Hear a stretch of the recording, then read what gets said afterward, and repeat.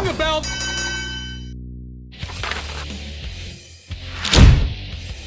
Hello, everyone, and welcome to the Slam Society, and welcome to my review show here of NXT Battleground from June 9th, 2024, from the UFC Apex in Las Vegas, Nevada.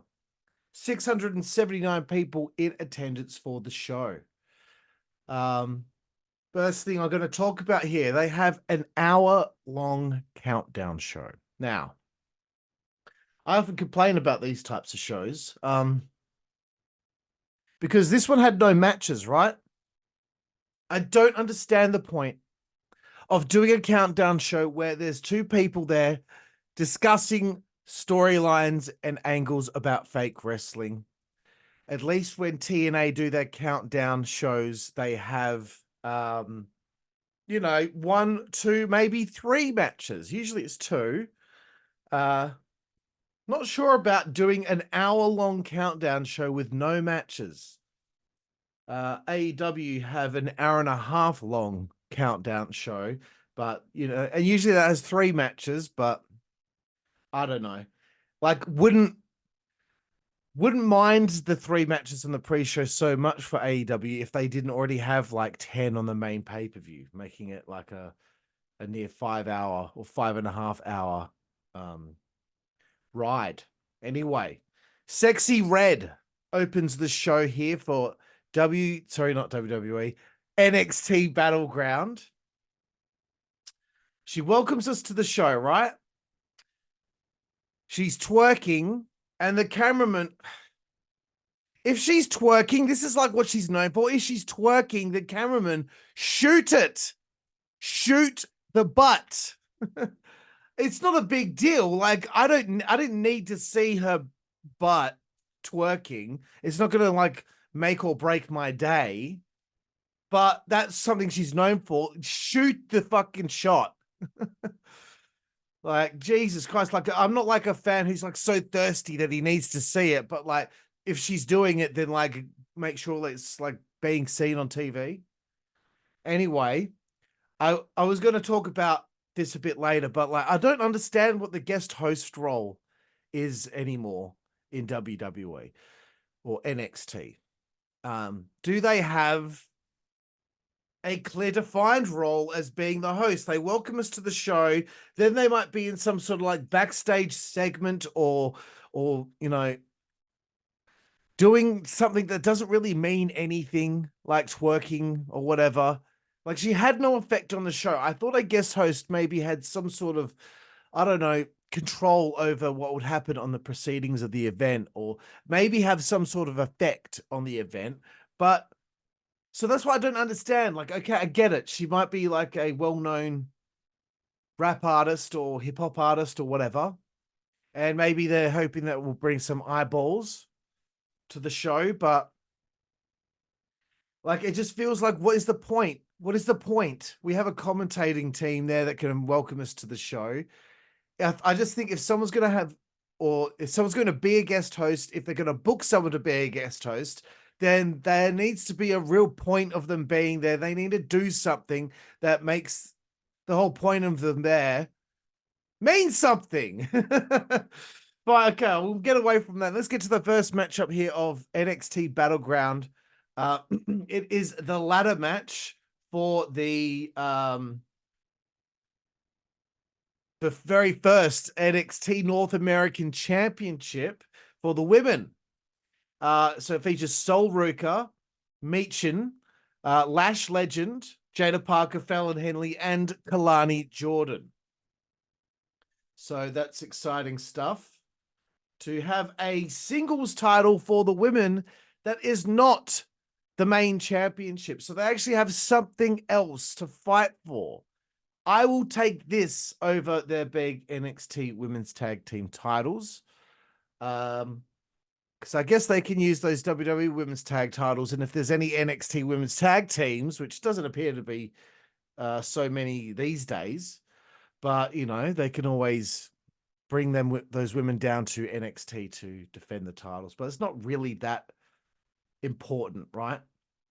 So anyway, look, Sol Ruka makes her entrance, and I'm looking at Sol Ruka, and I'm just thinking she is in great shape. Look at the abs, dude. Like, she's just fit as a fiddle. Really liked Fallon Henley's new gear. Thought she looked really cool, especially with like the tassels. Lash stepping out, ready to stand out. Lash Legend comes out. She's got that new crown for her entrance, looking really cool. I guess those three really stood out with their outfits, and their look, their presentation, as some may say. They were really going for it early on, these ladies. Some great spots early. I did think that the Tower of Sleeper Holds was a bit stupid, but it made me laugh. There were some creative spots in this match that I had not seen before. I thought Fallon Henley, I've said this for weeks, I thought she should win the title here.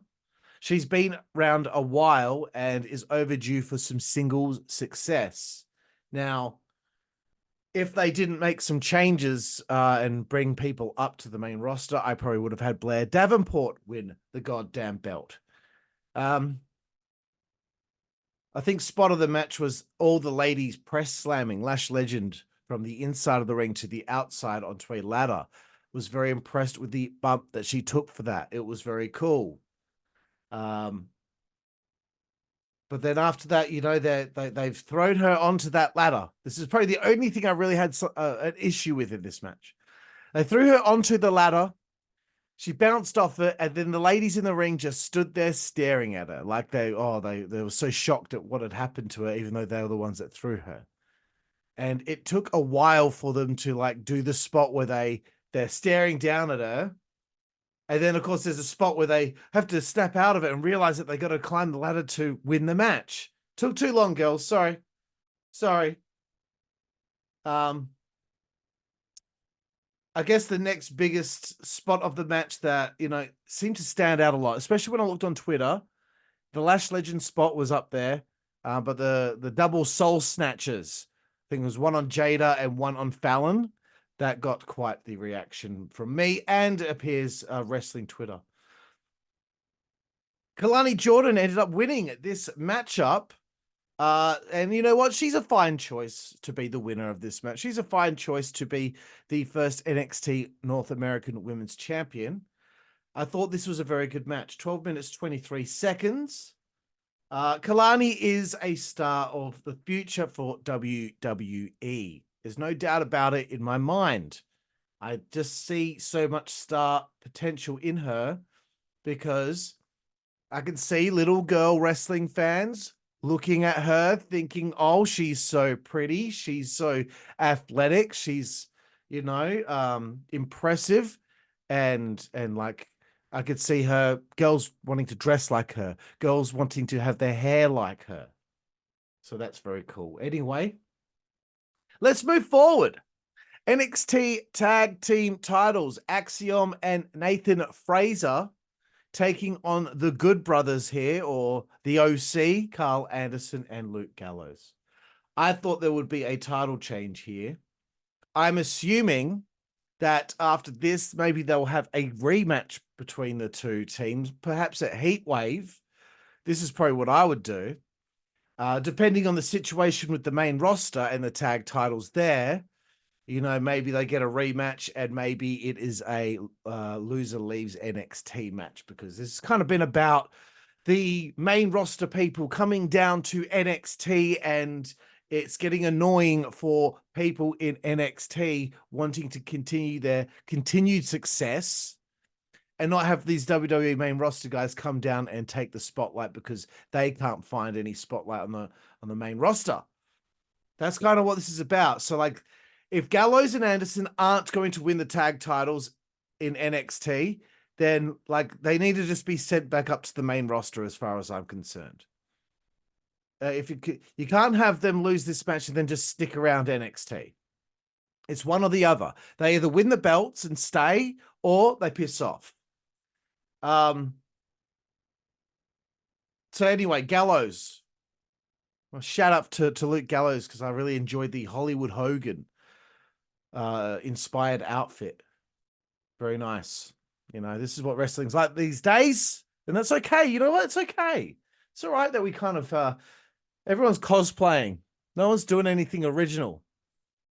I'm exaggerating there. But come on, MJF made his return wearing the triple. Like, why? Just can't everyone do their own thing? Like, I don't mind things being inspired. Okay, look, I get it. All right, I get it. The Attitude Era and WCW was you know the best. It was the best time to be a wrestling fan. Anyway, this kicked into high gear as it moved along. I thought that Fraser and Axiom, and I'm not trying to nitpick too much, but I have to sometimes. I think they dove to the outside too much. I mean, what are the odds? What are the odds that there'll be so many coinky dinks that Fraser and Axiom will have opportunities to keep jumping over or through the ropes onto Anderson or Gallows at ringside? It's just a bit much. The referee, it felt like the referee lost control of this match. Now, if you watch the match back, I would say there was a good portion of this 11-minute, 37-second match where there were no tags.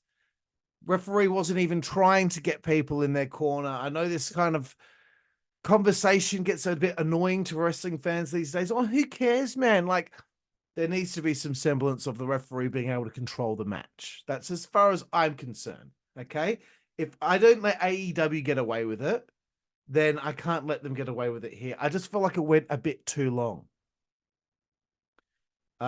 One thing I will say, I wonder why things for Gallows and Anderson feel stunted in WWE for this run that they have had. So if you have anything to say about that, everyone, please, in the comments, leave a comment. Let me know what you think about Gallows and Anderson in their current run in the WWE. I know Gallows was injured at one stage, but I just feel like they haven't really done anything to affect the lay of the land. And it probably doesn't help that, again, we've got so many people on that main roster. There's a lot of people. You know, they're trying to push guys like Karrion Kross and the Final Testament. Then you got Lashley and his group. There's too many stables. You got the Bloodline, you know, Gallows and Anderson and AJ Styles. Now you're going to have the Bray Wyatt group coming up, or the Bo Wyatt, Uncle Howdy group coming up. How many stables do we need? Anyway, let's get back to this match. Axiom and Nathan retained here. And again, just to continue on what I was saying about Gallows and Anderson. They can't get ahead, bro. They've gone down to NXT and they couldn't beat the tag champions there.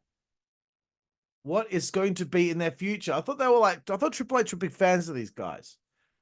I don't know. Maybe like they understand where they're at in their career and they're happy to just put over younger talent and help out. But let's have a look. Let's have a look. Carl Anderson is 44 years old. Luke Gallows is only 40. So they're both in great shape. They're both more than capable of, you know, affecting the lay of the land a bit more in the tag team world of WWE. Someone just needs to book it that way. Okay, let's move forward. There's a Josh Briggs vignette. They're trying to, like, I guess, freshen his character a little bit. Make us care. Nothing against Josh Briggs, you know. I just haven't been made to really sink my teeth into what he's been doing. You know what? That pre-show, I would have done something with Ridge Holland and Riley Osborne to at least chase you on the show in some way. And if I was going to have another match on the pre-show, maybe like something with Lexus King and what's that fucking dude's name?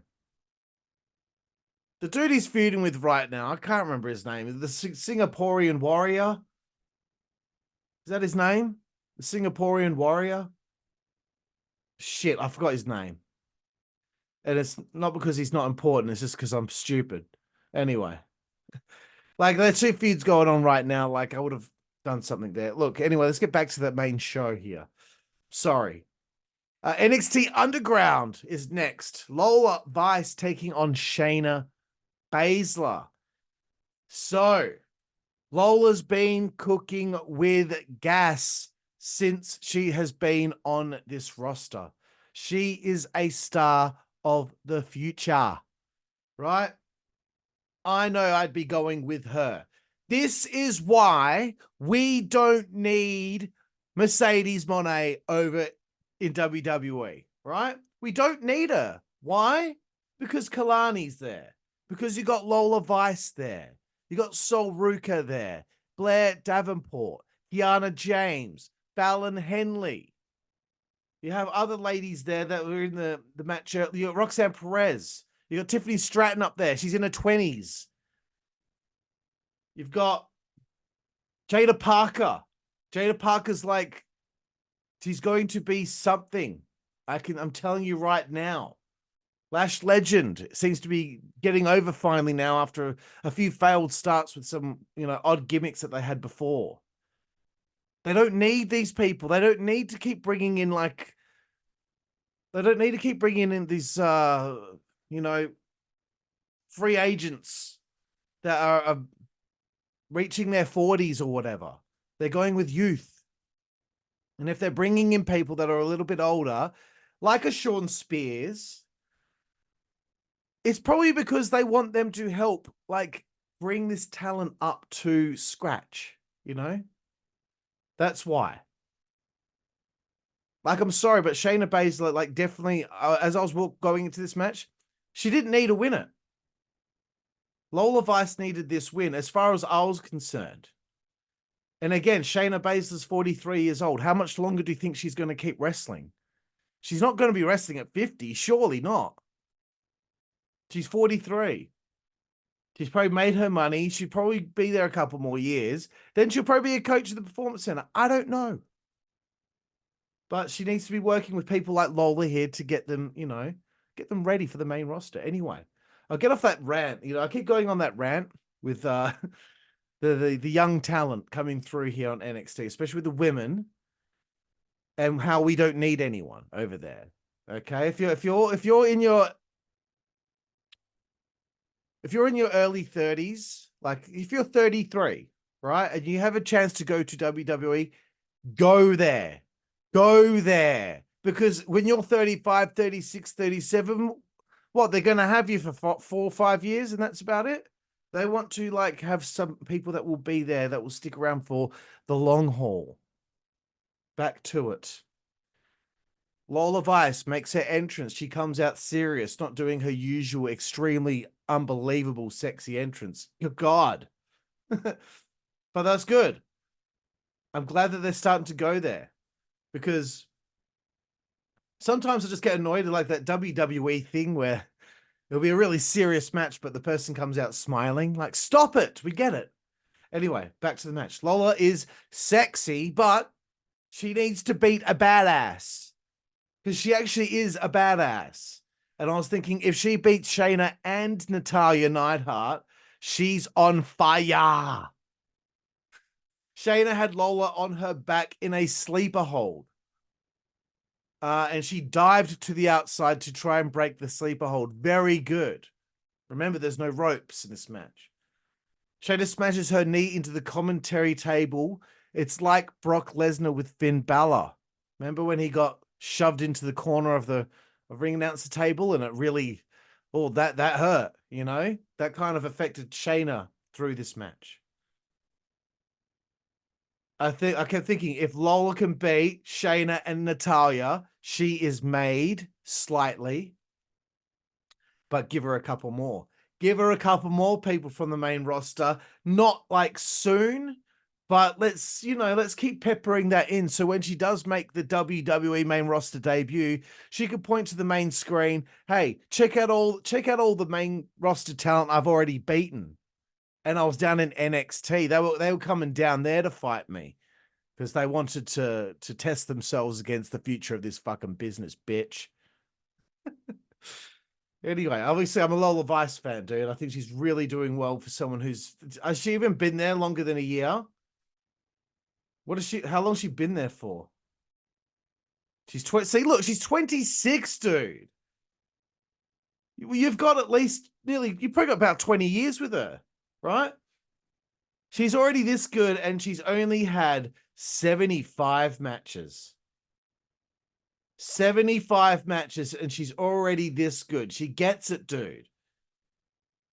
So she's been wrestling, she's been wrestling since, well, she started doing live events in October of 2022. And her television debut was against Danny Palmer on the 24th of January 2023, where she lost. She lost to her. So anyway, let's get back to this match.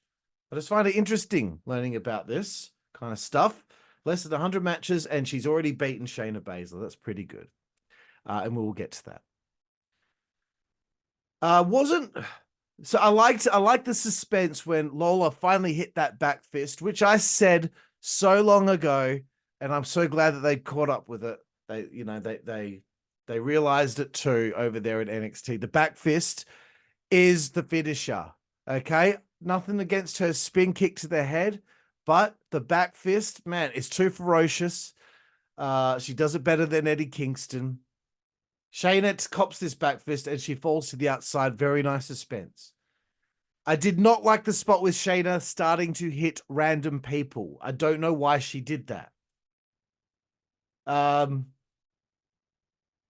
Like, for example, like Shayna hit like a huge dude at ringside. Like he was a bodyguard, I think. And he went down like a sack of shit and he stayed down. And I was like, come on, man. Come on. Anyway, Lola got back onto the ring. Shayna entered and boom. Shayna was on there. Lola got up and I think Shayna was messing around and she was slightly distracted, I suppose. Out of nowhere, that back fist. Boom, bitch. Lola, and the way that Shayna sold it like it was a knockout really was, it made Lola Vice here. She was down there to make her. 10 minutes, 17 seconds. Backstage, Sexy Red is there. She hasn't done anything. Kalani Jordan rocks up and they celebrate together. I don't know. I think later on, Sexy Red worked with Lola Vice. I don't have it written down anywhere, but she's done nothing. She welcomed us to the show and then she like shook her butt backstage. Anyway, let's move on with the next one here. Oba Femi, the NXT North American champion, defending against Joe Coffey from Dallas and Wes Lee, former North American champion, who has been back so far. Only for a cup of coffee so far, but good for him that he managed to overcome his ailments that stopped him from wrestling. The scary thing about Oba Femi, the scary thing about this guy right here, he's 26. I'm telling you, they're going with youth. He is 26. He's had 40 matches. In his career so far, he has only had 40 matches. The Performance Center works, dude. How good is this big fella? He's already really good. 40 matches he started in November of 2022. 40 matches and he's already this good. Well done, Oba Femi. He's probably one of my favorites right now. The Nigerian warrior. Like, his voice is just so good. It's so deep. Anyway, he's only going to get better as well. Can you believe that? I just hope his first loss isn't to a main roster person. That would be a bit of a disappointment. But anyway, Oba tossing Wes off the ropes onto Coffey was a very cool visual. He launched the dude so high into the air. Again, when I'm looking at Twitter and I'm looking at all the videos people are putting up, you see your Lash Legend hitting the ladder. You see the Soul Ruka's Soul Snatcher. But Oba Femi, clear and by far as I'm concerned, there were more highlights that people had clipped and put on Twitter of things he did than anyone. there were more tweets about him than anyone on the roster here. I didn't go through it with a fine-tooth comb, by the way, in case anyone wants to say, oh, well, actually, no, I didn't. But it appeared to me that he had the more viral moments, let's just say. Anyway, Gallus. I want to talk about Gallus, okay? I want to talk about Joe Coffey here. I don't have a problem with Gallus, but I don't think they're going to ever really get over in the same sense as, like, you know, some of the main roster people. Let me think of someone who's over. Like, I don't know. I can't think. What's wrong with me? I don't know. It's just the group. I just don't know if they're going to get over. I don't know if they go to the main roster, are they going to be able to have an effect? You know, I'm not trying to talk down about them. They're what would you how would you describe them? They're utility players. You know, every now and then they can see some success. Joe Coffey's only 36. So he's still got some time to show what he's got. Mark Coffey, his brother's 34. Wolfgang, 37. Nothing against him, bro. Nothing against him. Like, they're still in that, like, a nice little spot there. But I just don't see them in the foreseeable future being an act that could really work on the main roster. I think what they should hope for is that NXT Europe would be afoot. They don't get me wrong, they're solid wrestlers, but they've got so many people under contract. Like I said this a few weeks ago, like, what's going to become of Edra Sanofi and Malik Blade? What's going to happen to a Noam Dar and a Oro Mensah? These fucking names, dude. What will become of them? Because, like, there's already so many people, and they're very talented guys, but how do you get a look in? You have to be really special. I think Obafemi's got that. I think Trick Williams also has that they would be able to be put in position where they could be a top guy in WWE one day. Anywho, I think no more triple threat matches for Obafemi for a while. He's had 2 in a row now. Either that or just keep doing them. Like, every title defense is a triple threat. It could be the new version of King Kong Bundy winning matches with a 5-count pinfall, but Oba just always takes on 2 at once and manages to beat them both. Either keep doing it constantly or, like, let's get away from it. Let's get him some formidable looking opponents. During the match, Gallus come out to attack Oba. I was very worried that Femi might lose, so it was a breath of fresh air for me to be on the edge of my seat like that for one of his title defenses. I thought there was a possibility that Wesley, or maybe even Joe Coffey, winning the belt here. But Oba snaps. He gets cut off thanks to Gallus, but Wes starts getting to hit his hope spots. But Gallus pulled the referee out of the ring. Wes jumped off the top rope onto Obafemi looking for a standing Meteora, and he caught him in the Meteora. I was very impressed, and it seemed people on Twitter were impressed too, because that was getting some highlights being shared around the place. The powerbomb was so epic, and then he hits the pop-up powerbomb on Joe Coffey, and he gets the win. 12 minutes 3 seconds. One thing, I'm going to have to say this, right? And I saw some people complaining about it online, and so I've had a big problem with WWE PLEs in the last year and a half or 2 years or whatever. I've had a big problem with the fact that they plod along during the pay-per-view, or the PLE, sorry. They plod along so slowly, dude. Then the difference is when I watch NXT, the weekly product, quick and snappy, boom, boom, boom, boom, boom, boom, boom. That's what I like, is quick and snappy. It's almost like Crash TV, right? I noticed on this show, they started to plod along like they do in the main roster PLEs. And I'm just like, don't fuck with NXT, dude. Let it be different. Let it be quick and snappy. We don't need it to go 6, 7, 8 minutes before the next match starts because you're playing Michael Cole's 10 biggest calls, or like, cool, like air some vignettes, but not so much main roster stuff. I get that they're a part of WWE, but come on, man. Don't start plodding along too slowly. If you're going to do stuff, I want stuff that was shot in the arena. I want there to be things going on backstage. Or interviews. I don't think I saw Kelly Kincaid on this show at all. Maybe I did and I fucking didn't realize. I saw Sarah Schreiber and she's great, but Kelly Kincaid should be conducting more interviews.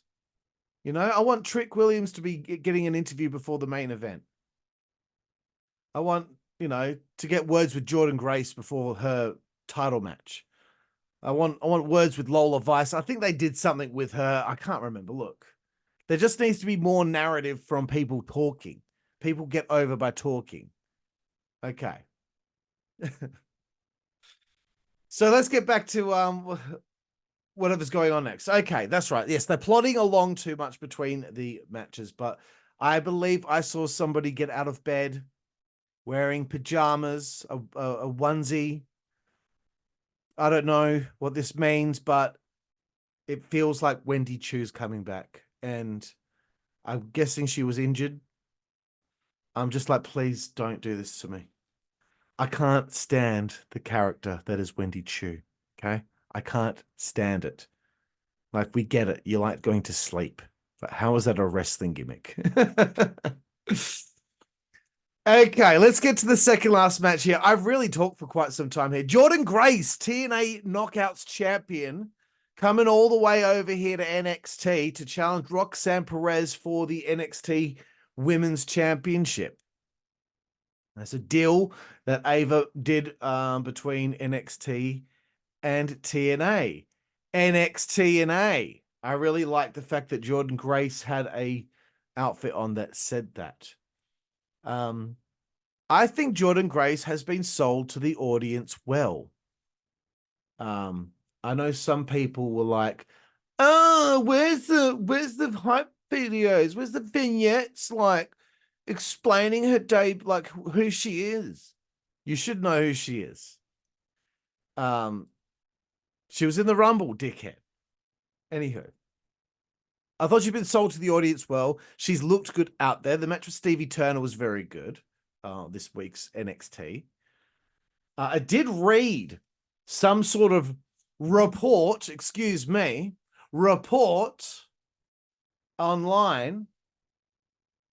I did read a report that someone, TNA weren't happy with the ratings of that episode of Impact from, you know, the week after Jordan Grace debuted on NXT.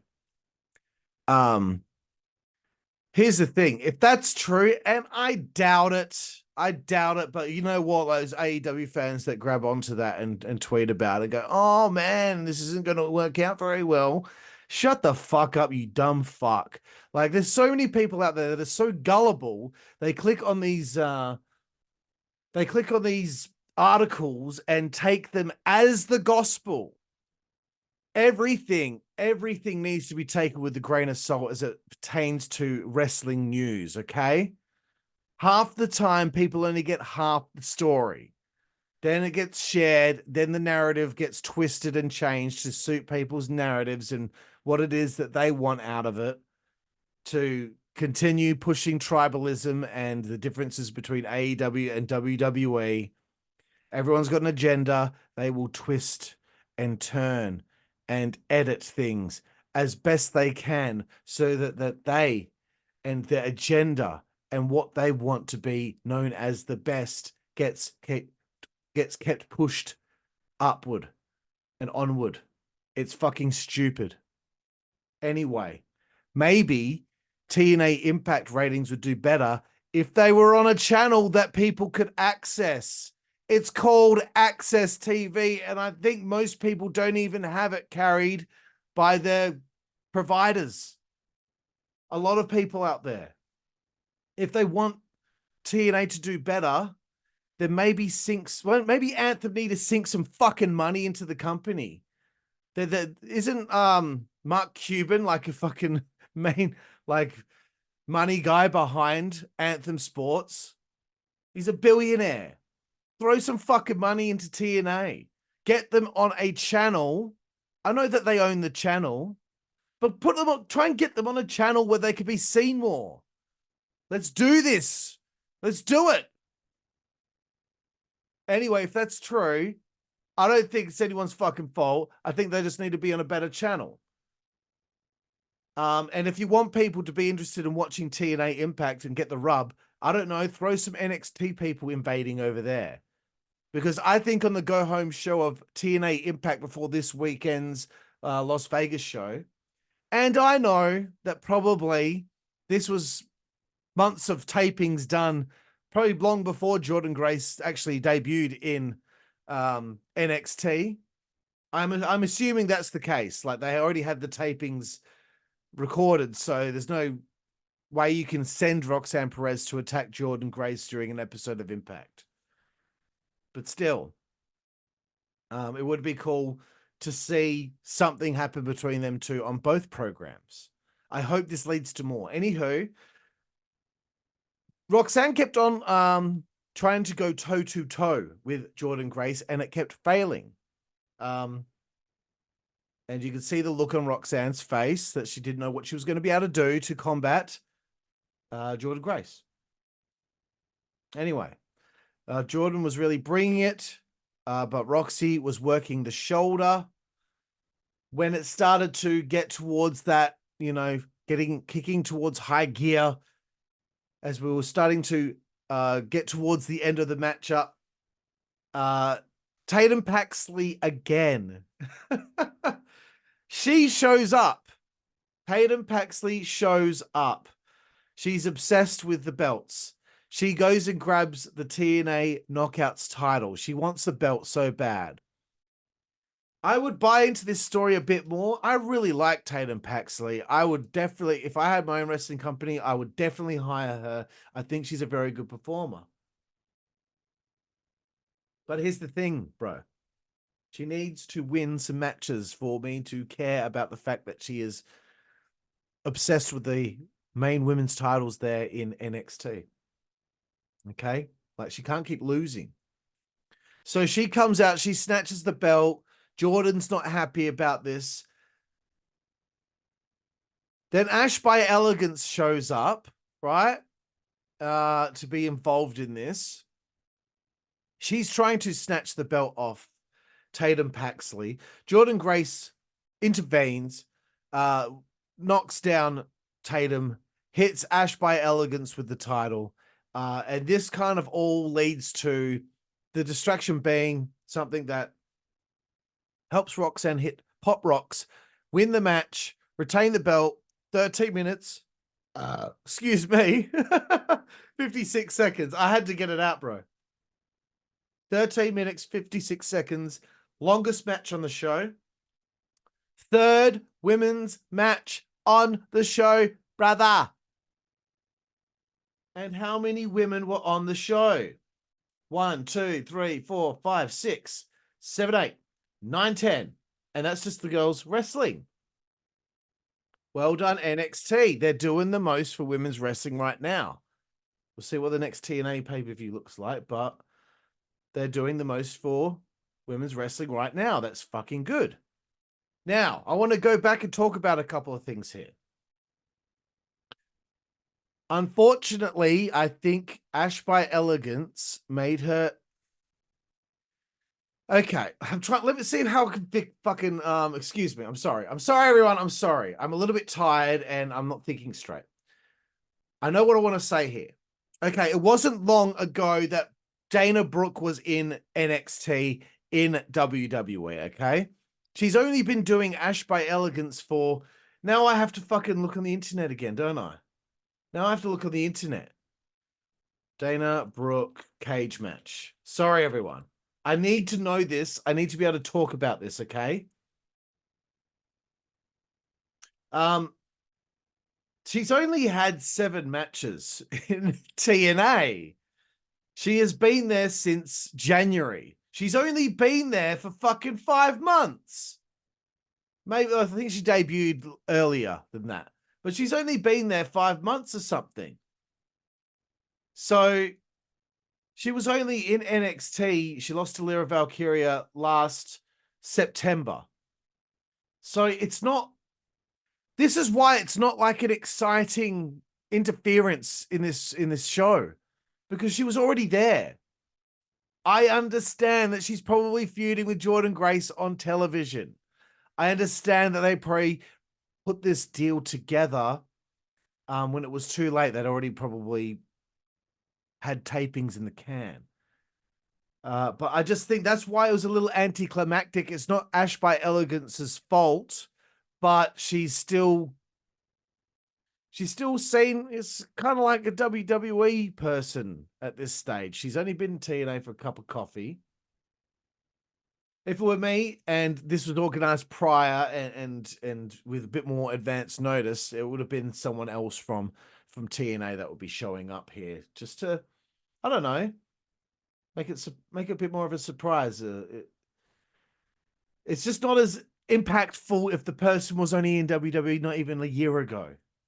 And plus, at the same time, and I hate getting on this bandwagon, but like, back when she first debuted in WWE, if the Dana Brooke that I remember her looking like then showed up here, then maybe would have got a bit more of a pop, because like her face has changed a bit. Let's be honest. She doesn't look the same. Anyway, I'm sorry. I'm going on about it way too much here. I just think it could have been someone else, but there's also a reason for it. She's feuding with Jordynne. Backstage, Wesley gets attacked by Gallus. Okay. Oh, that's what I was going to complain about again. And look, by the way, NXT is my favorite product. But sometimes it's like, can we think of other things? Feels like there's always people brawling in the back or getting attacked, and there's got to be other ways that we can continue stories. So now I'm guessing that they're putting Wes with feuding with Gallus to get him away from the North American title. Let's get to our main event of the evening here. Trick Williams defends the NXT Championship against Ethan Page. What do I think of Ethan Page being in NXT? Well, I don't know. I personally don't think they need him. I know I keep reading people say, oh, Ricky Starks to NXT. I don't think they need him. He's in his mid-30s. I just don't think that he's necessary. We've got OBA FEMI. We've got all these guys over here. You know, people that just got thrown up to the main roster. I'm not sure about Ethan Page. You know? He's 34. He's got a little bit of value to his name, I suppose. 34 is not old, by the way, but you got to think about it from the WWE perspective, right? I think when I saw Ethan out there in the ring next to Trick Williams, I thought to myself, he's looking a little bit soft. I think Ethan needs to work on physique. I think he needs to work on definition, because I think that he's more than capable of looking a little bit more muscular. You know, again, we have to think of these guys looking like athletes, looking like fighting machines. He looked a little soft in there next to Trick. That's just this is how I felt. If other people didn't think that way, okay. So again, I personally don't think they need Ethan, even though I thought he did a very good job in this match. I did watch some of his stuff in AEW, especially the stuff where he was with Scorpio Sky and Dan Lambert. I thought they did some good stuff there. But then they never followed up on this shit. And then the next thing you know, he's in Ring of Honor, which no one fucking watches. Nobody watches Ring of Honor. Nobody cares what happens there. A lot of these websites don't even talk about what happened on the Ring of Honor tapings on Honor Club. Like, even the main websites, you don't see them covering it. You don't see there being news reports on what's going on behind the scenes at Ring of Honor. Not that often anyway. It is so irrelevant right now. It was the biggest waste of fucking money. Like, I don't know why. I can't believe I'm talking about Ring of Honor when I'm supposed to be talking about this main event. Look, I thought this was a very good match. I thought Ethan Page held his own in there. They gave them some time. Trick looked good. Obviously, these two didn't know each other prior to this, and it's been thrown together at the last minute because Noam Dar was injured. Somebody said something like AEW made Ethan Page a star. And that's why WWE put him in this matchup here, because they wanted the rub from AEW.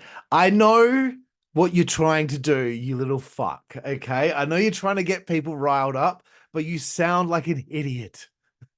Like, I know there's people on Twitter who purposely try to troll wrestling fans or WWE fans or AEW fans. They're always trying to get a rise out of the opposing company's fans. But when I read stuff like that, I can see that they're just opening things up for them to be ridiculed for the stupid thing that they've just said. Like, he's not been made a star. And everyone's like, he was in TNA before AEW. Then that will lead to other people being like, oh, no one gives a shit about TNA or Impact. Like, fuck you, dickhead. All right. Table spot here. Announced table spot. I liked that they put a little bit of mystery in the air here. Trick really needed to go through a bit of a war here. I know that it was a pretty obvious outcome from the outset. Trick is not going to lose in his first title defense, okay? I did like the finish. Ethan Page tried to finish him off, got distracted by, getting annoyed at the referee, turned around into the Trick shot. Boom. Trick retains. Fucking loving it. It was an all right show. I wouldn't say that this was like in the top 10 NXT PLEs of all time, but it was serviceable. There were a few things on here that you never thought you'd see. You never thought you'd see someone who's a contracted TNA wrestler battling for the NXT Women's Championship.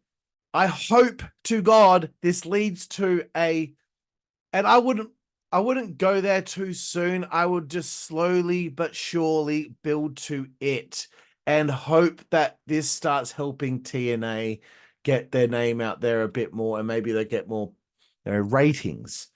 But I would keep plodding along with this NXT TNA thing, and I would have it lead to a When Worlds Collide show, PLE, at a later date. That would be very interesting. TNA versus NXT.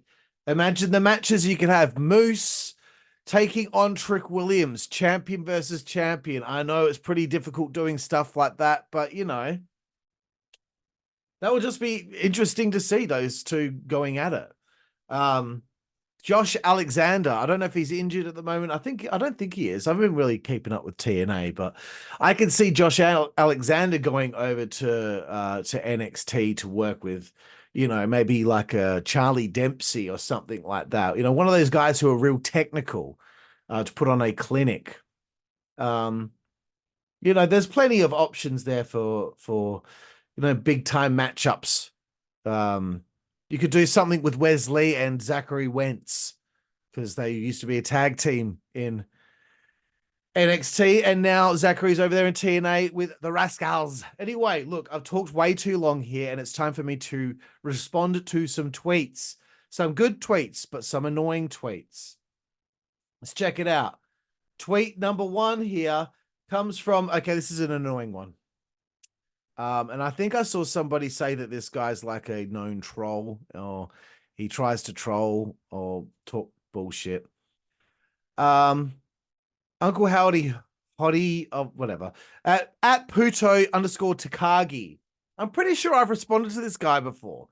From a woman the size of Roxanne Perez, the champion of developmental, beating a woman built like Jordan Grace, who also happens to be the TNA Knockouts champion, to Ethan Page immediately getting a match for the top title and losing so much other shit. NXT Battleground is the latest WWE show with a bunch of shit that would have been completely ripped apart if it happened in AEW.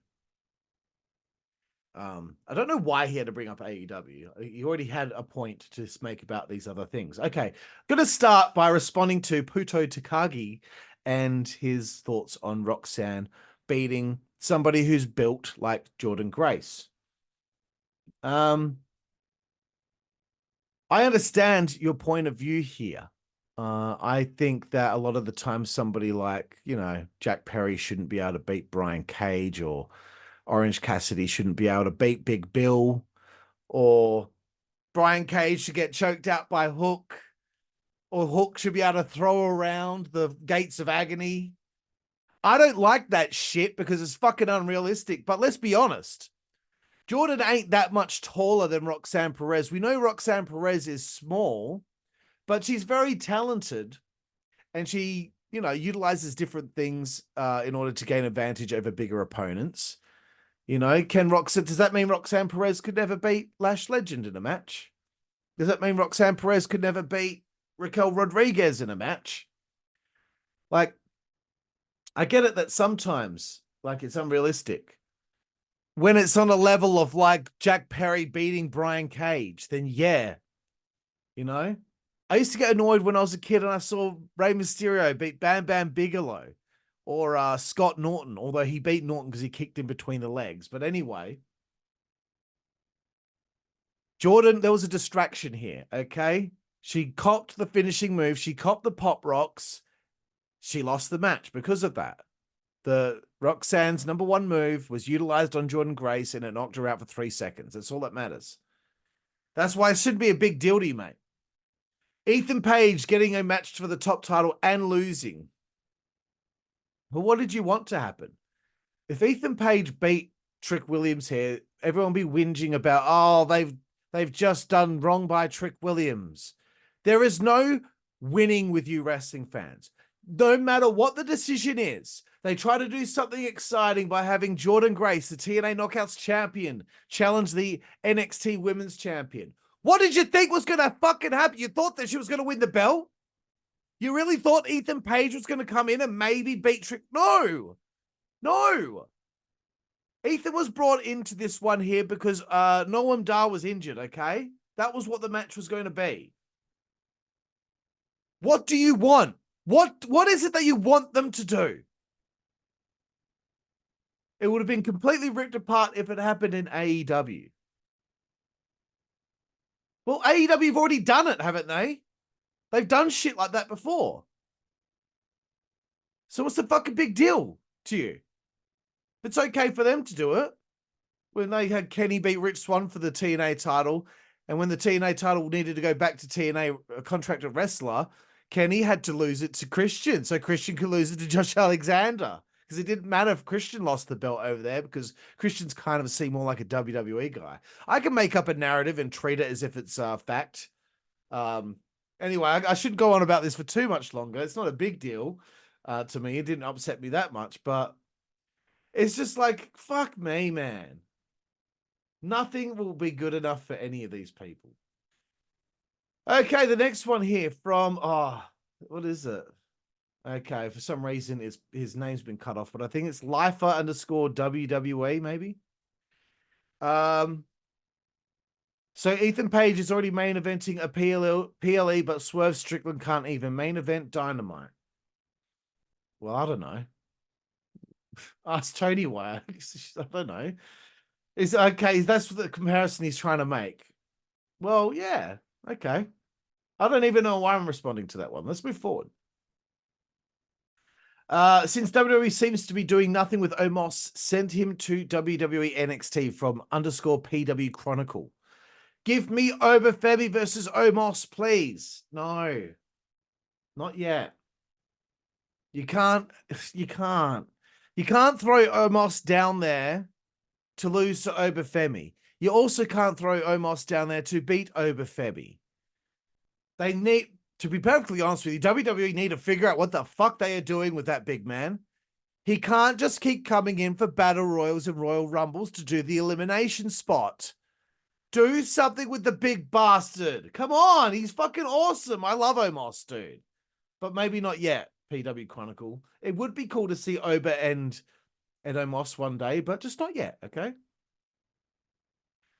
Uh, at Rhodes Cota era, Dana Brooke got 0 pop, crying emojis.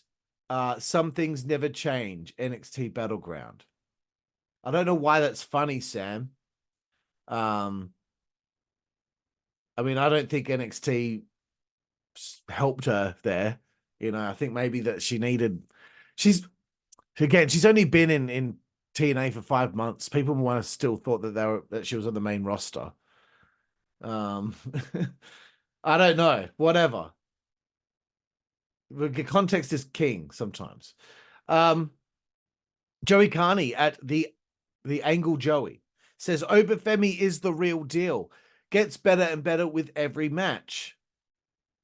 I'm just saying, like, it feels like everyone out there on Twitter that was saying positive things about NXT, they were going on and on about Obafemi. So I think something is working there, boys. Let's get to the next tweet. At Elite Rockers, sorry, not at Elite Club SOB, Elite Rockers. Tell me when I'm telling lies. NXT Battleground greater than Double or Nothing. That's just to bait people. That's just baiting people to get pissed off with him. But I think it was better than Double or Nothing too. But that's because Double or Nothing just went too long. This next one annoys me. At Autistic Sunrise. Lol, having Shayna lose when she does this shit for a living is crazy work. And it was a video of her beating Marsha Slamovich at, what do you call it? Bloodsport on WrestleMania weekend. Hey, Nate, just so you know, Lola Vice used to be an MMA fighter as well. And she's younger. What do you want? What you really thought Shayna was going to win? Fuck you. Okay, let's move forward. 3 to go here. Jack Cassidy at Real Jack Cassidy. Oh, who's Jack Cassidy? I'm not even going to bother. Who puts, like, if you're not well known, then don't put Real whatever your name is.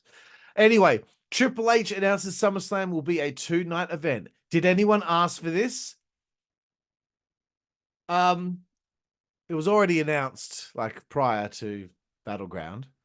It's for 2026.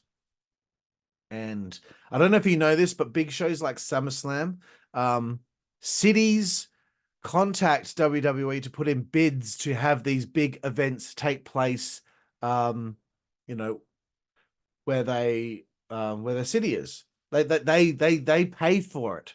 They send them money to bid to have them in their city. So maybe they were offered more money to make it a 2-night event to bring in more money to their city. I don't see a big problem with it. I know some people are going to be like, oh my God, like two shows with only 4 matches each and they go 3 hours. Shut up. Who cares? Like, if you didn't ask for it, you're still going to watch it, aren't you, bro? You will still watch it, Jack. Fuck me. Nothing is ever good enough for anyone. All right. Hang on. Where are we at here? Second last tweet. And I know this is an account with the dudes behind the account is a troll and an idiot. At protects Tony Khan. There you go. Anti WWE is their name as well. Like, Jesus Christ, man. Like, you need a hobby, dude. AEW Las Vegas 10K, WWE in Las Vegas 700. There is levels. AEW, the #1 professional wrestling company in the planet. What a dolt. It's just so annoying. Wrestle Kingdom 1 responded, AEW in Vegas 10K, WWE in Las Vegas 51K. There are levels here, ladies and gentlemen. Okay, here's the thing, man. Okay, here's the thing. I can't even gonna bother responding. Like the UFC Apex only holds that many people. Far out, dude. It's just fucked, man. These trolls are fucked. All right, here comes the last one from one of the, like, you know what? Real One got called out. Someone's got a screenshot of him now saying that he actually does watch WWE and he only does it just for attention. So he's been exposed as a troll, and he doesn't really. Oh, he's just. Air Gold is the one of the worst, dude. Here we go. Air Gold underscore. Dynamite. This is so moronic, by the way. Dynamite is going head to head with the NBA Finals this week. So WWE is sending Cody Rhodes to NXT to boost their ratings and hopefully beat AEW. This is literally a narrative that's been made up in Air Gold's head, and he's made it into fact. He's taken the narrative that he's come up with and he's turned it into fact. But people will still tell you that WWE doesn't see AEW as competition and that there's no war between the two companies. NXT and AEW Dynamite are on a fucking different night. They used to be on the same night. They're on a different night. I know people seem to think that they care about the ratings of a show on a different evening because they're trying so hard to make this a war. These fans out here constantly going on about the fact that this is a war, that everything WWE does is a response to AEW. They don't give a fuck. You know why they don't give a fuck? Because they let someone like Adam Copeland leave because they know it's not going to have any effect on AEW ratings anyway, which it didn't. It didn't like, it doesn't matter that they didn't sign Mercedes Monet and she went over there. The ratings keep going down. MJF returned. Ratings still aren't going that fucking good, mate.